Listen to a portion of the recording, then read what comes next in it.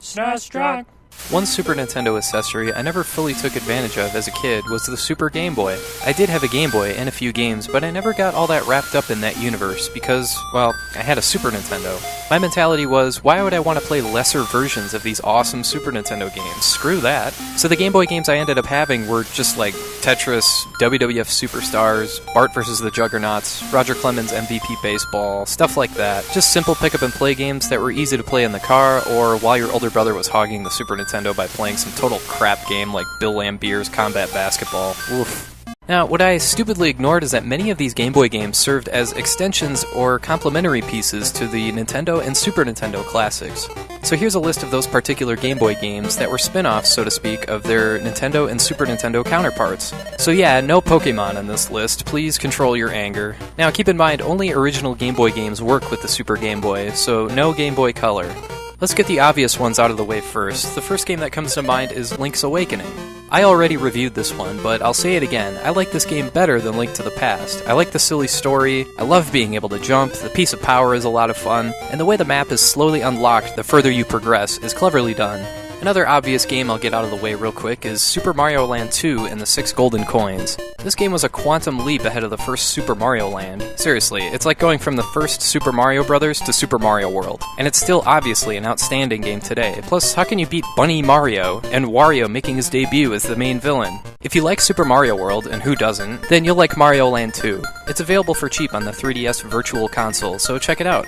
Sticking with the land theme, there's also Donkey Kong Land 2. It's impressive how it manages to cram in the traditional Donkey Kong Country graphics onto a tiny Game Boy cartridge. Like Donkey Kong Country 2, you play as Diddy and Dixie, but it features completely new layouts for each level. It's a bit easier though, to be honest, but it's still well done, especially if you're jonesing for a game in the Donkey Kong Country universe that you haven't played to death already.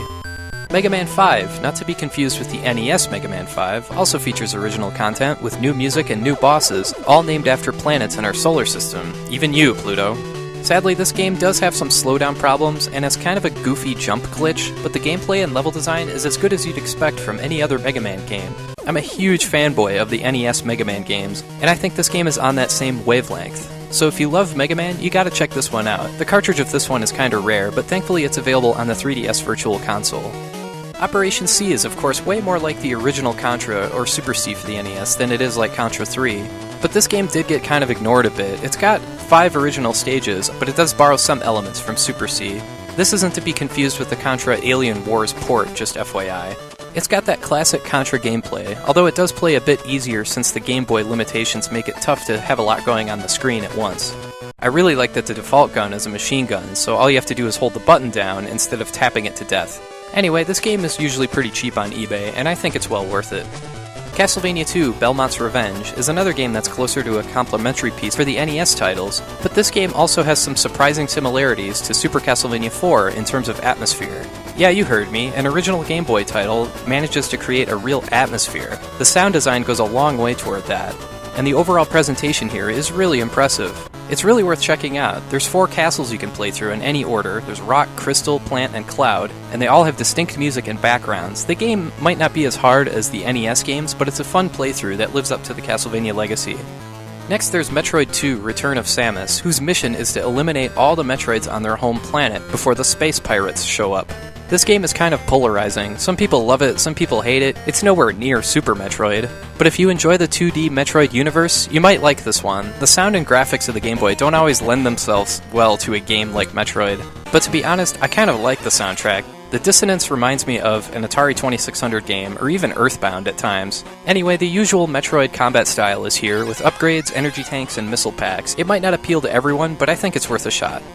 Next there's Teenage Mutant Ninja Turtles Fall of the Foot Clan. At first glance, this game looks super limited and really easy. I mean, it's a Game Boy beat-em-up, looks pretty basic, and for the most part it is, but it is capable of getting somewhat chaotic at times. You can choose to be any of the 4 turtles to crank through 5 original levels. Bebop and Rocksteady are here, Baxter, Shredder, Krang, the Technodrome. It's a short game, but it's not a bad way to spend a half an hour.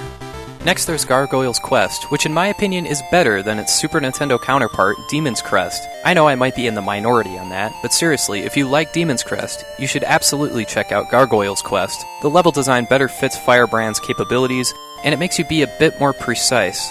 You also have a limited time in which you can fly, a feature that I think would have gone a long way in the Super Nintendo game. There's an overhead map where you can fall into random battles too, as well as the usual side-scrolling levels. It is easily one of the best original Game Boy games.